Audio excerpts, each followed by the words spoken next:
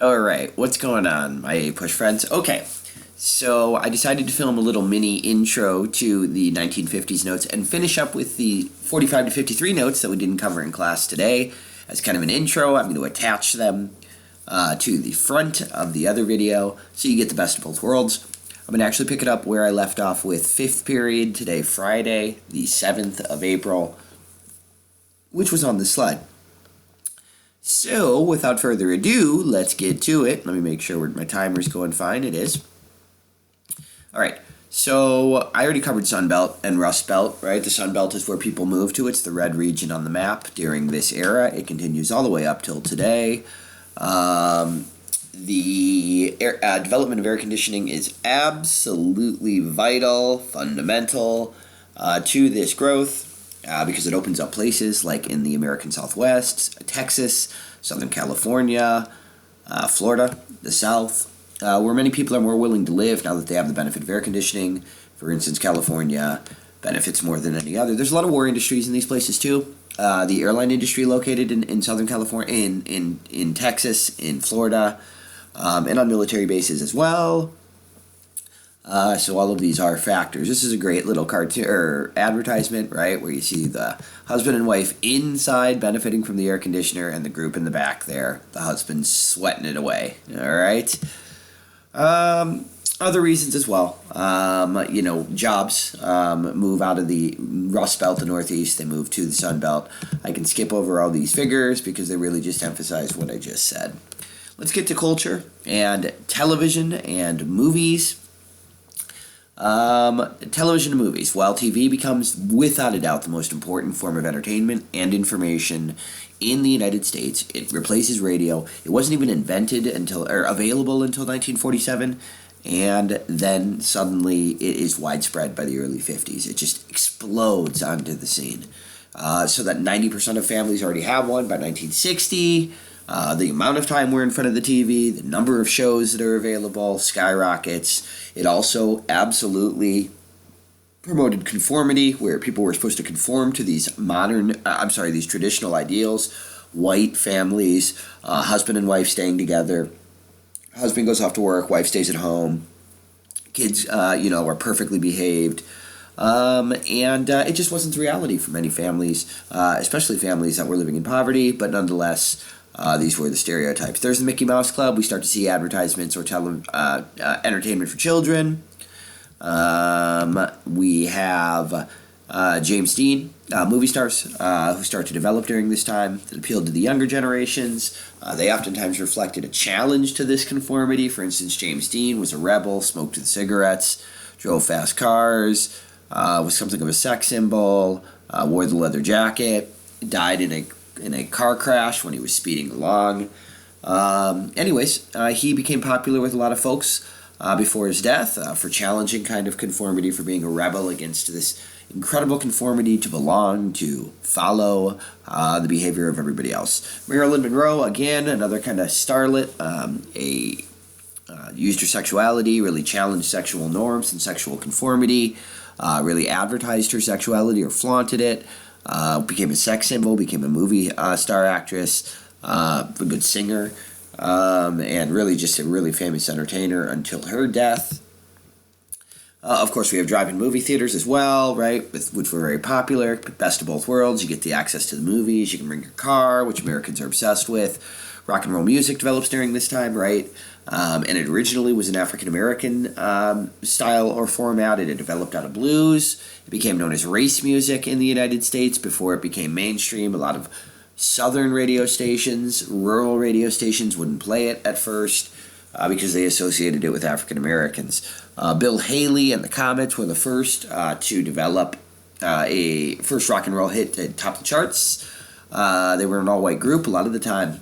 For many songs, African Americans would write and perform. Later on, it would be redone by a white artist who might have more commercial, mainstream success. Elvis Presley becomes the king of rock and roll in 1956 when he bursts onto the scene. He didn't become king right away, but his kind of southern style mixed with rock and roll was very popular. Again, another sex symbol. We have rock and roll became kind of the music of the younger generation. It really emphasized the difference between the tastes of the younger and older generations. Famous characters like Chuck Berry, who just passed away, and Fats Domino. These guys became musical legends and really helped to shape rock and roll. Art, abstract art becomes popular during this time. Expressionism. The most famous is a guy named Jackson Pollock. This is the stuff that's kind of, some people question whether it, I guess, really is art. He would just throw paint at the canvas, and he would just make like random scenes that he threw at the canvas. People loved it. They claimed that it had like powerful messages and things like that in it. And was really kind of a criticism of the conformity and expected behavior of the time. All right. Another famous group of those that challenged conformity during the 50s were the Beats, the Beatniks, a group of alienated young men. They rebelled against the conformity, the conservatism of America. They really emphasized a lot of drinking of alcohol and using drugs, advocated sex, and loved jazz. They loved kind of Eastern religious ideas, Buddhism. And they lived kind of a vagabond lifestyle where they traveled around and really just enjoyed life.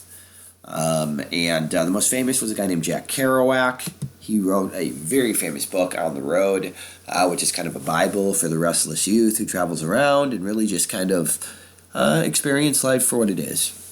And it was based pretty much on his actual life. The famous beatnik poet Allen Ginsberg also would write very profane poems with a lot of curse words, a lot of profanity. His most famous is a famous poem called Howl. Ginsberg ultimately was actually arrested and put on trial. I should say somebody who sold his book was put on trial, because it was so profanity-laced. All right, anyways, the middle class is an era of conformity and anti-communism, which is what we mean when we talk about the vital center. There was a great deal of conformity in this country. Church membership went way up in this time because, Americans were suspicious of those who didn't attend church. It was, not being religious was something that communists were. Communists were atheists. So you always had to prove your loyalty by proving your religiousness by going to church. Otherwise, people are going to question you. People are going to not necessarily question you, but they're going to be wondering about you. Social life revolved around married couples and families. If you were single or you were divorced, you were ostracized, you were on the outside, you oftentimes weren't included. There wasn't a lot of activities for you. There was a great deal of patriotism during this era, strong anti-communism. People were legitimately afraid of it. There was a scare. There was a legitimate amount of fear of communism. Of course, a lot of that was made more extreme by the Red Scare. And if you criticize the Red Scare, again, you were oftentimes depicted, what are you, a communist? The cult of domesticity also stressed conformity. Women belong in the home. They need to be taking care of the kids and having kids and caring for the home and the husband. And again, media, the movies, TV, radio, they all reinforce these middle-class traditional values. There were a couple of famous books you need to be familiar with. One's called The Lonely Crowd. And what it really did is it talked specifically about how a lot of Americans conformed to peer pressure on social and moral issues, and really kind of followed the leader during this time.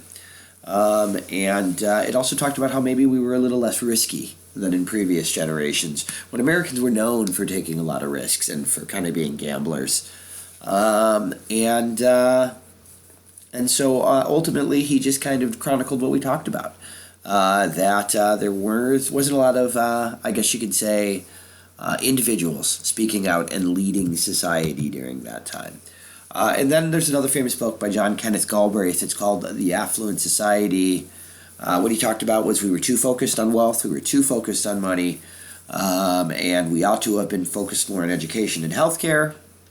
And he kind of talked about how while a large amount of us are affluent during this time, there was still a significant group of Americans that were still living in poverty, where this wealth never really reached them and got them out of poverty. Again, there was some resistance to conformity, but all in all, it was a very conformist era. Okay, that's it for the original 1945 to 53 notes. Now I'm going to jump over to the 1950s.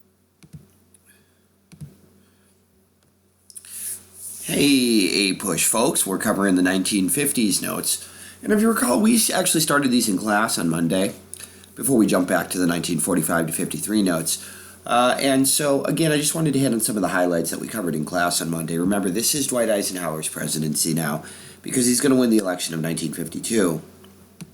Remember, his plan for the country was called dynamic conservatism.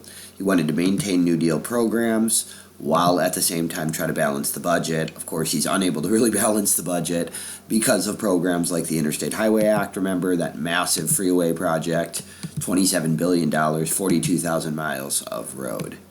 All right, next we jump over, if you recall, to civil rights in the 1950s, because that becomes a major issue. Remember, we need to first mention Brown versus Board, the case that officially started to desegregate schools, although admittedly it took a long time. Thurgood Marshall is the attorney who helps Linda Brown to end Plessy v. Ferguson, separate but equal, get rid of that segregation. It's a long process. We also, if you remember, hit on Montgomery bus boycott. Rosa Parks, right? Remember, she gets arrested for not giving up her seat. Martin Luther King leads the protest. They boycott the buses. Eventually, they get the courts to rule that segregation on public buses is illegal. All right? That's the first big victory for civil rights and Martin Luther King. The first major victory for the civil rights movement, I should say. Let's move to Little Rock, Arkansas, where we're going to get our next real challenge to segregation. What had happened was Central High School in Arkansas, Little Rock, Arkansas, the capital, was a segregated all-white high school. And 9 students had appealed to be allowed into the school. And what happened was the governor of Arkansas, a guy named, I believe, guys, his name is escaping me right now. Anyways, he prevented the 9 black students from entering the school. He ordered the National Guard, actually, to come surround the school and prevent the kids from entering. A federal court ordered the removal of the National Guards and allowed the students to enter, and when that happened, riots erupted. And it forced Eisenhower to act on the issue, something he did not want to do. And ultimately, he brought the National Guard back, only this time it was under his command, not the command of the Arkansas governor, because the president has the ability to do so. This time, and by the way, this is the Little Rock Nine. This is this group of young African Americans who challenged to be allowed into the school.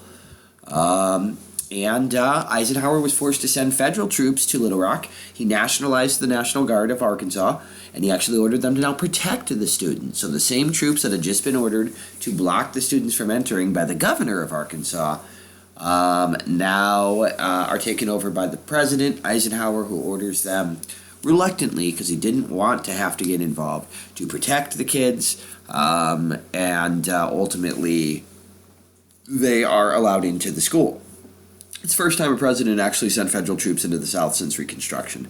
But anyways, Little Rock, Arkansas, the city retaliated. They closed all of the public schools the following year. What they said was, hey, either go to private school or move away if you don't like the fact that there's no more public schools. And of course, what happened is the white parents, the white kids mostly could afford to go to private schools. They could pay. African Americans oftentimes could not, so it was an attempt to really remove African Americans. White parents were willing to shut down the entire public school system rather than send their kids to those schools with blacks. Eventually the Little Rock School Board had to give in to integration. They had to give up segregation after Supreme Court rulings ordered them to stop. These were the U.S. Army troops that were ordered in to protect the 8 students from the Little Rock Nine, the 9 students from hostile white students and parents who were trying to kind of threaten, surround, and prevent them from getting in. Here we have the mobs of the black girls trying to get into the school, and some of the white students yelling horrible insults at them. Here we can see students jeering and yelling at the African American students, "Don't come into our school or else." This is the images that forced Eisenhower to have to get the National Guard in there, because these were the sorts of behavior against these 9 kids who were simply trying to get an education, the best education they could. Folks, as a result of all of these early civil rights, I guess you could say victories for African Americans, because, hey, they all technically were, we're going to start to see the emergence of Martin Luther King's leadership organization. It is known as the Southern Christian Leadership Conference. It was formed based on nonviolence. He urged his followers, hey, don't fight back when you are attacked by authorities, even if you're provoked. He wanted to use the old similar tactics that Gandhi had used in India, who himself had been inspired by Henry David Thoreau, civil disobedience. To Martin Luther King, being nonviolent was being a Christian. And so he really had a lot of success with other black churches and church leaders who embraced his movement. Civil disobedience, again, was what King preached. It was based on Henry David Thoreau's beliefs from the Transcendentalist days. He preached that, hey, you refuse to obey unjust laws. It's an effective strategy, even if it means going to jail. So if you disagree with the law, you think it's unjust, disobey it. And if they send you to jail, fine, but don't fight back. Just go to jail and sit in jail in protest of this law. Also, sit-ins were something that he argued you should do.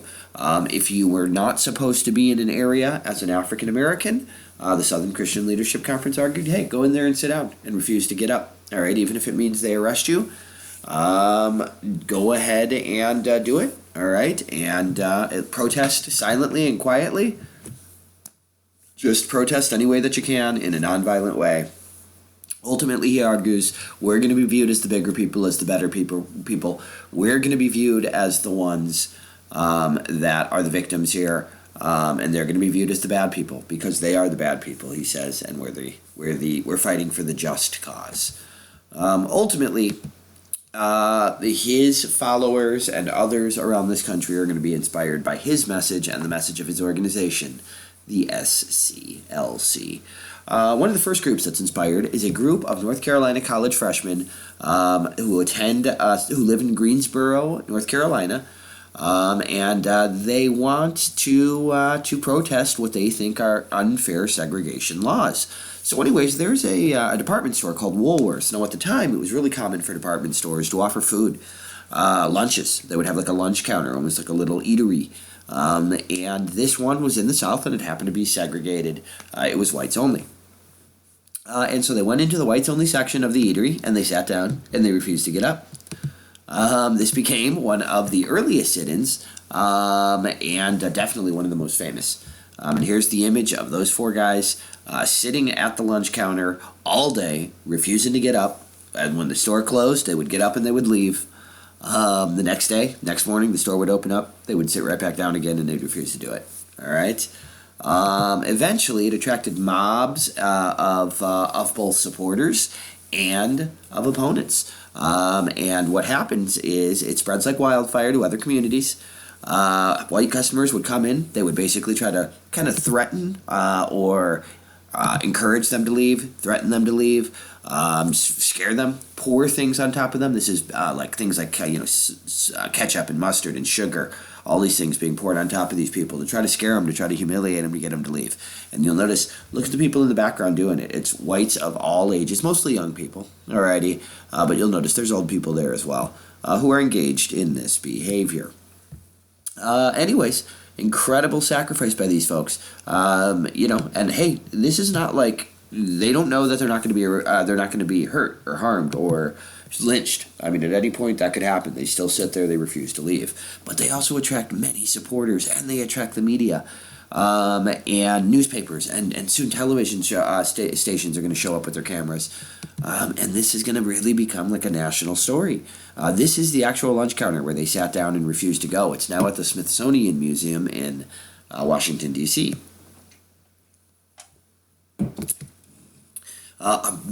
Sit-ins all over this country started to occur. Franchises all over the South that were segregated started to have sit-ins. And here's why. Because a lot of these stores were headquartered in the North, in northern cities. And so these protesters are basically saying, hey, company, you do realize your southern stores are doing this and you're allowing it to happen? And we're going to protest that, and we're going to try to encourage people to not shop at your stores as long as you allow your southern stores to segregate whites from blacks. Anyways, they're incredibly successful. Many of these chains order their southern stores to no longer segregate in an effort to stop the bad publicity. All right? There were variations that were done, right? Like, again, there were sit-ins at schools, swim-ins where they would jump into the pool, or wade in, as it was called. Any public environment that was segregated oftentimes was occupied by African Americans who were protesting the fact they weren't supposed to be there. Despite this, obviously, Jim Crow, these segregation laws, they still were dominant in many parts of the South. Even though the courts kept ruling, hey, get rid of them, southern states, Southerners would resist. They would be slow to enforce. And unless the federal government was willing to come down and do something, oftentimes segregation still continued, even with these early successes. But slowly momentum is building. And slowly, these segregation laws, one by one, are going to be torn down. Another famous group you need to be familiar with is SNCC, the Student Nonviolent Coordinating Committee. They were a group of student protesters who were believed in nonviolence, at least at first. And oftentimes, because of their actions, they would put themselves a lot of times in the heart of their enemy, of people who oppose them, and they would oftentimes get attacked. They would have violence inflicted on them by angry whites, by the authorities who said you shouldn't be here causing trouble. They were kind of another organization that was made up mostly of college students, and again, they're another major voice in the African American Civil Rights Movement. Jail, not bail became the popular slogan of the SNCC. They'd rather rot away in jail and protest than get bailed out if necessary. All right. In civil rights legislation, okay, so in response to all this activity by African American civil rights organizations, as they start to challenge some of these horrible, archaic, way too long in place laws, we start to see civil rights legislation. The first attempt is the Civil Rights Law of 57. All right, it was passed by Congress. It was the first civil rights law passed since Reconstruction. It created a Civil Rights Commission and division within the Justice Department that promised to protect the voting rights of African Americans. It's a start. Then we follow it up with another law in 1960. Federal courts were given the authority to register black voters if southern states would not. So we're going to let the federal government register people to vote if blacks are claiming that their own state refuses to do so. And it actually gave penalties on people if they prevented someone else from voting. Clearly, this was designed to prevent whites from letting blacks vote.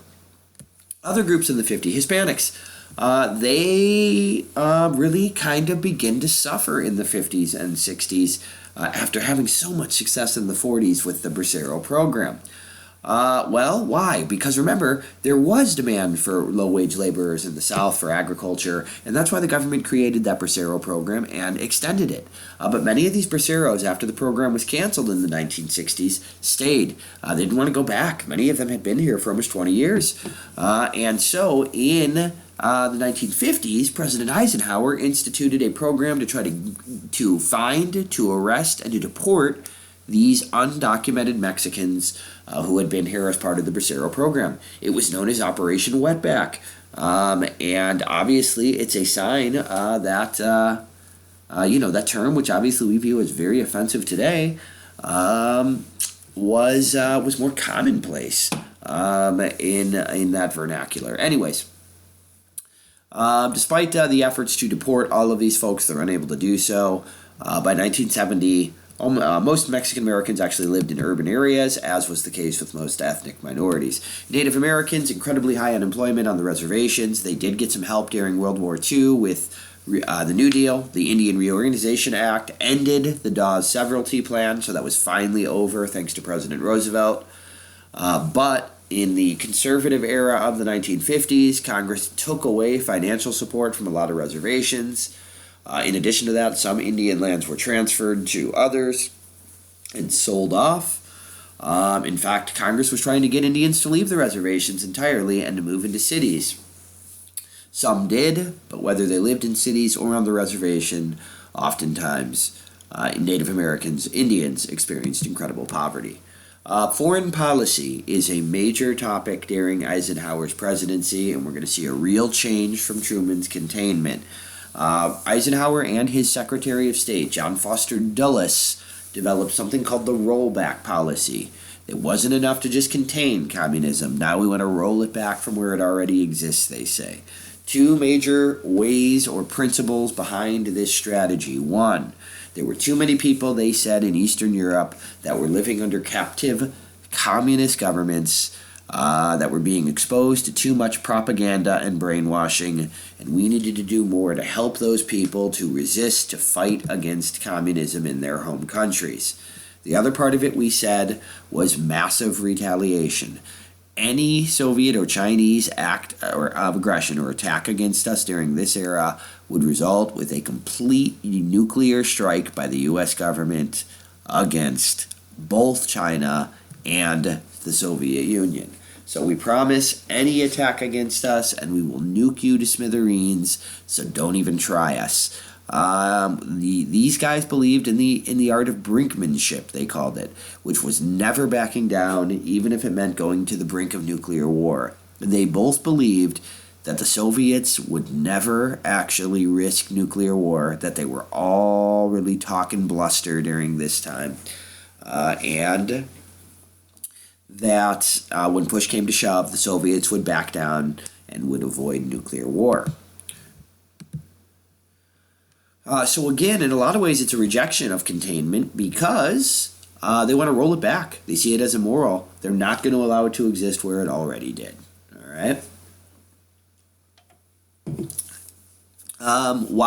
Because of this kind of new, more confrontational relationship, both the U.S. and the Soviets, stepped up another arms race. They accumulated even more nuclear weapons. Both were kind of really trying to caught up in trying to develop a preemptive strike where we could hit the other one before they could fire back. But the reality was that couldn't be done. Both sides knew it. Of course, this is the era when there were nuclear bomb drills. There actually were drills all the way up until I was in school. Stop, drop, and roll. Although that's not obviously going to help you in a nuclear bomb hits. This was a famous kind of cartoon. Bert ducks and covers. He's smart, but he has shelter on his back. You must learn to find shelter in the event of a nuclear attack. Oh my. I don't think Bert's going to survive either.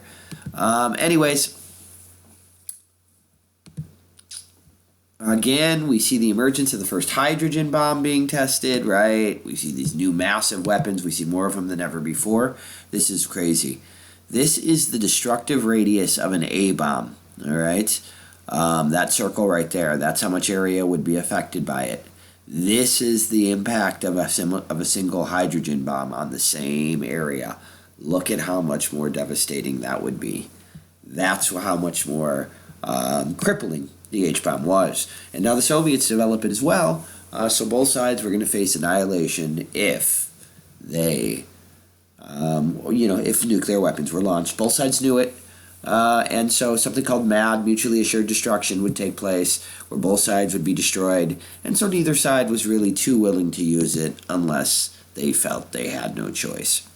Eisenhower did develop a new-look military, as he called it. He wanted to reduce the conventional military. He wanted to beef up nuclear weapons, remember. He called it getting more bang for your buck. The problem was, since we had so many nukes and our regular military was kind of small, if we had a crisis that didn't need nukes, we oftentimes were not fully ready to respond to it. In his farewell address, Eisenhower actually warned the Americans about the threat of something called the military-industrial complex. He basically said the military industry, private companies, and the Defense Department are really overspending and are building up our military because oftentimes many of them would kind of like to use it, and we need to really keep an eye on our military and to avoid them bringing us into conflicts we otherwise might not want. Anyways, towards the end of not even the end, the middle of Eisenhower's presidency, this is kind of how the Cold War was viewed by many Americans and by the rest of the world. Every major event that had occurred between the Soviets and the Americans is being measured kind of like a scorecard. This was a gain for us. This was a loss for us. This was a gain. Almost like you're adding them up on the scorecard to see who's the winner of the Cold War in an effort to try to convince the rest of the world to join your side, to trade with you, to use your system of government instead of going to the other side. We already know what the Warsaw Pact is. We already mentioned that. That's the rival to NATO that we already referenced in the last set of notes.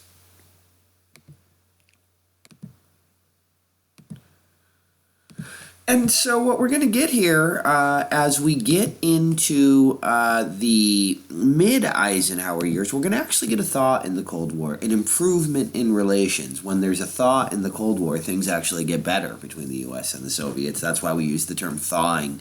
Anyways, why? Because in 1955, Nikita Khrushchev becomes the new head of the Soviet Union. Stalin had died in 1953. There was a power struggle for 2 years. Eventually, Khrushchev emerges as the new leader. And he called for a peaceful coexistence with the West, which was a real change from what Stalin had been, which was much more confrontational. Khrushchev actually he wanted better living conditions for the Soviets. He thought he could actually outcompete the West economically.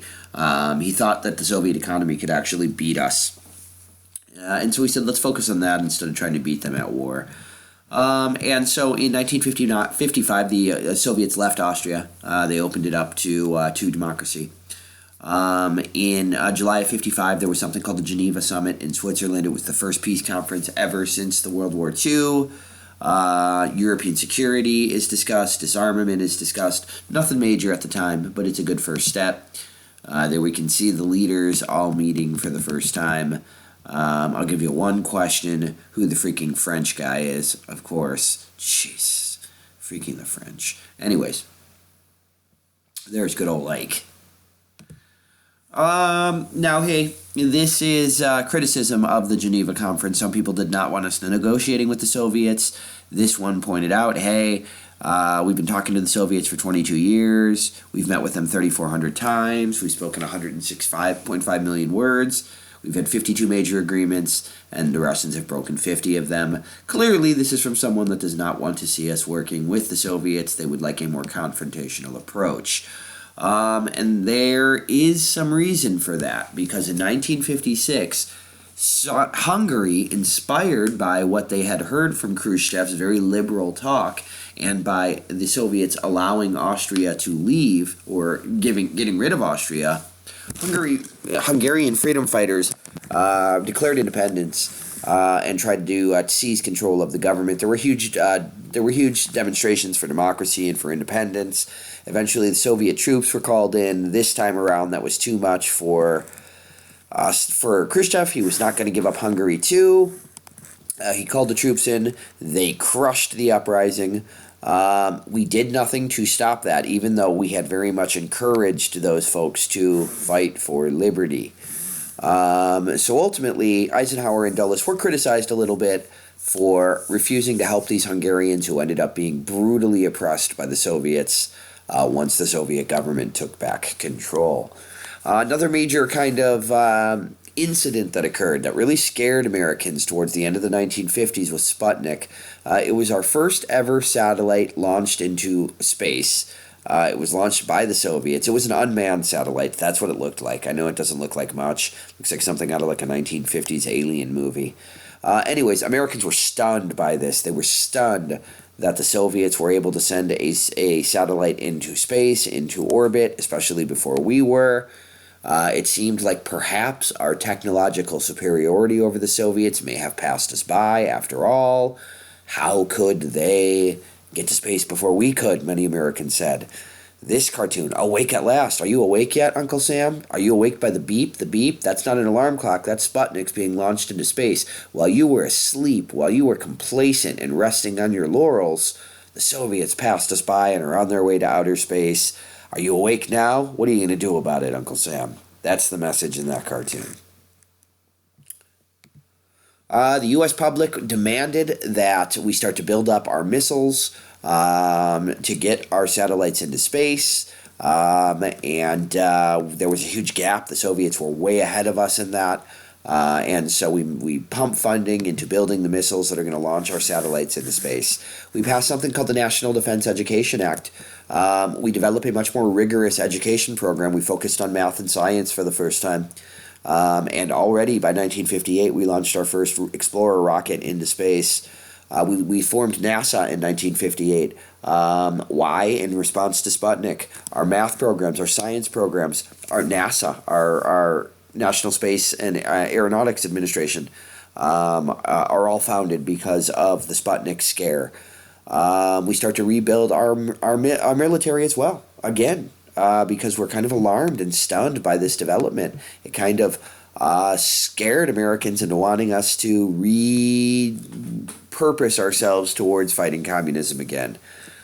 Eventually, in 1958, Khrushchev tried to do what Stalin had done previously. He gave the Western powers 6 months to leave Berlin. When the Americans refused, the situation died down temporarily.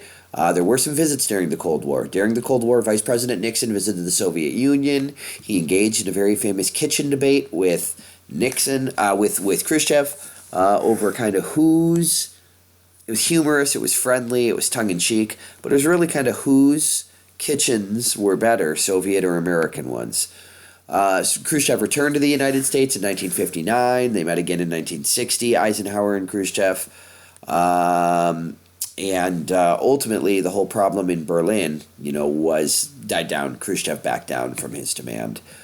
Things did get bad towards the end of Eisenhower's presidency because of a major incident that broke out. It was called the U-2 incident. An American U-2 spy plane was shot down by the Soviets while taking pictures of the Soviet Union over the Soviet Union.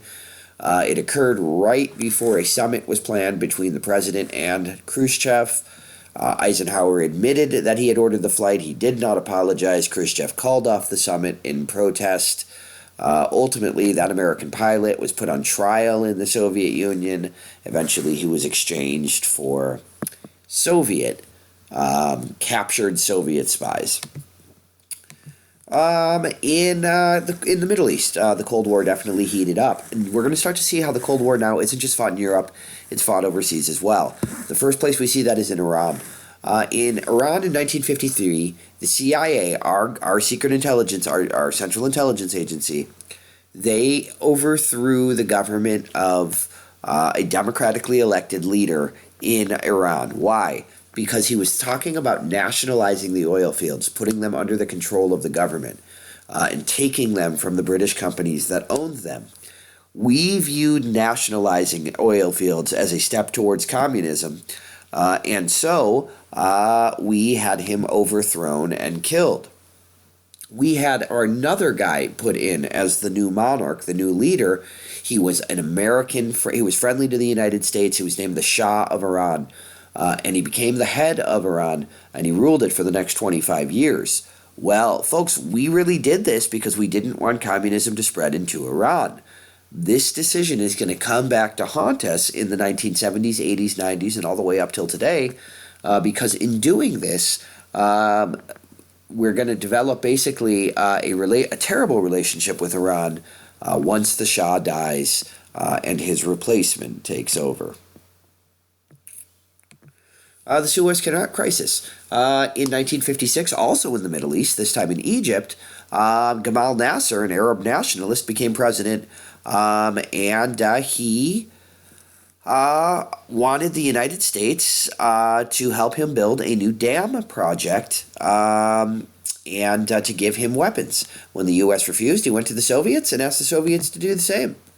And then he went and he seized the Suez Canal. That was the major canal that cuts through Egypt and really connects Asia to the Mediterranean Sea. It had been built by Britain and France, and they owned it, and then he just took it over.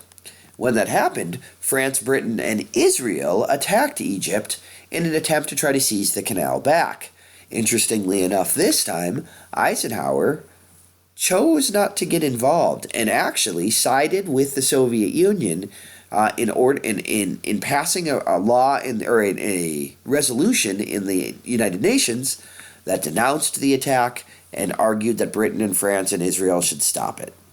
Eventually, Britain, France, and Israel withdrew their forces, and Nasser was able to get control of the canal. Britain and France were angry with us about this for siding with the United Nations and the Soviet Union against our own allies. Eisenhower argued, hey, this is not an issue that involves us. The Eisenhower Doctrine was his addition to anti-communism. It gave the president the power to give any military or economic assistance to any Middle Eastern country that was threatened by communism. So just like Truman's doctrine said, hey, I'm going to do everything I can to help free people, especially in Europe, that are resisting communist revolutions or armed revolutions with whatever help I can. Eisenhower specifically says, hey, I'm going to focus on the Middle East now and say I'm going to do the same thing in the Middle East. How does he carry it out? In 1958, we sent Marines into Lebanon to promote a change of government because we're worried that extremists might seize control instead. Asia, we need to move over to now because in Asia, we see an end to the Korean War in 1953. Just as that is dying down, so the problems in Vietnam start to heat up. Now, hey, originally they had nothing to do with the U.S. We got dragged into it a lot later. Vietnam had originally been owned by France prior to World War II, and then the Japanese took it over. After World War II, we give it back to France. Many Vietnamese had been fighting for independence and wanted independence from France. And one of them, Ho Chi Minh, a communist, leads a revolution to liberate Vietnam from French rule. They are able to, with the help of assistance from China and the Soviets, they were able to defeat the French at the Battle of Dien Bien Phu. We had helped the French. The Chinese and Soviets had helped the Vietnamese people. It was a shocking, embarrassing defeat for the French. Nobody expected it. And suddenly, this is a major problem because now the communist leader Ho Chi Minh looks to be on the verge of seizing Vietnam, which again would be a violation of our anti-communist containment and rollback policies. So the French are ready to withdraw from Vietnam. They're ready to give it up. We didn't want to see it fall to communism. So we negotiated a settlement, a Geneva Conference split, where we split Vietnam in half at the 17th parallel. North Vietnam Communist, South Vietnam Democratic. Ho Chi Minh becomes the president of the North. He agrees, hey, in 2 years we'll have elections. We find a leader that we support that's anti-communist. His name is Ngo Dinh Diem. And he led a government that supported the U.S. and that the U.S. supported. He was really corrupt, but at least he was anti-communist. So we split Vietnam there at the 17th parallel. This is Democratic South Vietnam, capital Saigon. That's Communist North Vietnam, capital Hanoi. And we're going to have elections in 2 years to decide what the people want. Well, the problem is Ngo is corrupt. He keeps most of the aid that he receives for himself and for his family members. The people in South Vietnam struggle. They suffer under his leadership. Meanwhile, the communists are receiving food and other money, aid from China and Soviet Union. They're spreading it around to the people. They're winning the hearts and minds of the people that they're ruling because they're trying to win the election while Ngo is really just fattening his own pockets. When it becomes clear that Ngo and the American-supported South are going to lose the election, Ngo calls the elections off. North Vietnam is going to declare war, and invade the South a short time later. We already know about SEATO, all right? We had pledged in SEATO to prevent communism in Vietnam and Taiwan. We believed in something called the domino theory in Asia, that if one Asian country fell to communism, all other countries around them were more likely to, so we had to do everything we could to prevent it from falling into Vietnam before it spread throughout the rest of Asia, and we lost all of Asia to communism. I'm going to skip over Quemoy and Matsu because you don't need to know them. That's the Vietnam conflict in the 50s. Obviously, it's going to heat up in the 60s. Let's get to Latin America because there's some anti-communism in Latin America as well. We start in Guatemala.